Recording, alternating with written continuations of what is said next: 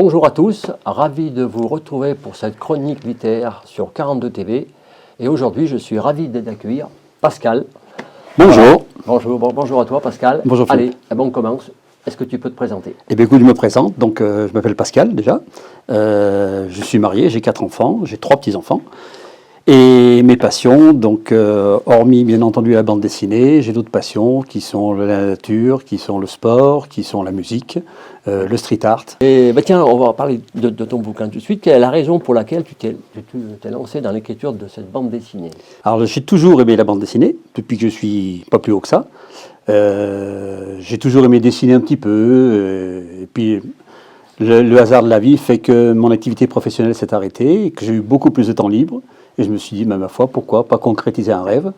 Et j'étais en admiration devant ces auteurs de BD qui faisaient des planches magnifiques. Et je me suis dit, il faut quand même que j'essaye, moi aussi, à mon tour, de faire une BD. Et donc, je me suis lancé là-dedans. Voilà. L'idée de cette BD est arrivée au fil de l'eau.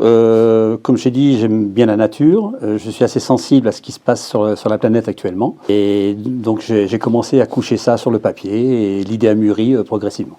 J'ai déjà jeté mes idées en vrac, comme ça, sur un papier. Ensuite, j'ai bâti un scénario. De ce scénario, j'ai fait un storyboard, donc le découpage des pages, ce que je voulais mettre dans les différentes cases. Ensuite, une fois que j'ai fait mon storyboard, je suis passé à la phase du crayonné, donc sur une planche A4, j'ai fait mon découpage de cases, j'ai fait tous mes dessins dedans au crayon. Puis à l'ancrage, en faisant ressortir les parties sombres, les contrastes, les jeux de lumière, etc. Et enfin, donc, la partie aquarelle, parce que tout est fait à l'aquarelle ou à l'encre de Chine. Je suis resté sur une méthode purement traditionnelle, je ne travaille pas sur tablette. Même si pour travailler sur tablette, il faut du talent aussi, hein, ça n'empêche pas.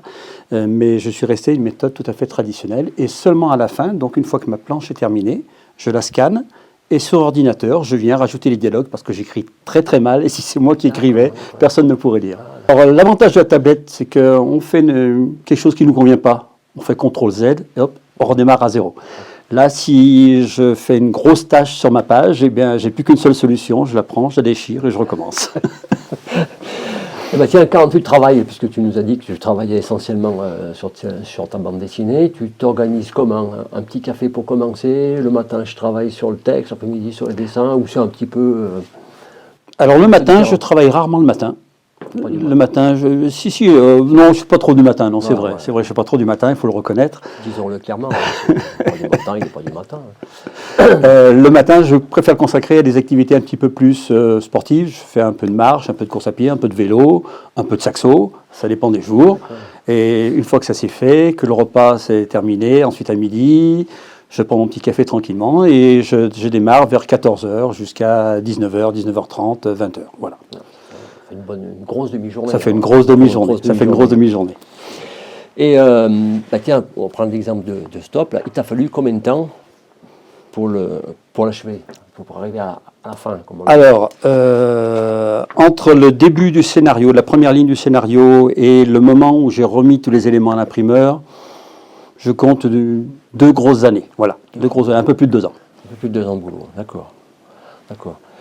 Et pendant cette période de 2 ans, est-ce que tu as connu des périodes de doute, au sens large? Ah bah oui, ouais. Oui, ouais. J'ai déchiré plusieurs fois, j'ai recommencé de nombreuses fois, parce que je suis un jeune auteur, alors, ça se dit, on ne dirait pas, mais je suis un jeune auteur, donc c'est ma première bande dessinée, mon premier roman graphique, et j'ai eu des gens qui m'ont apporté des conseils, et heureusement, ce qui m'a permis de recommencer à plusieurs reprises des passages qui ne me convenaient pas ou qui ne convenaient pas à mon épouse aussi, ce qui a permis donc de donner plus de liant à l'histoire et une suite beaucoup plus logique. D'accord. Tu nous parlais donc de la loi de Murphy, sans spoiler, c'est...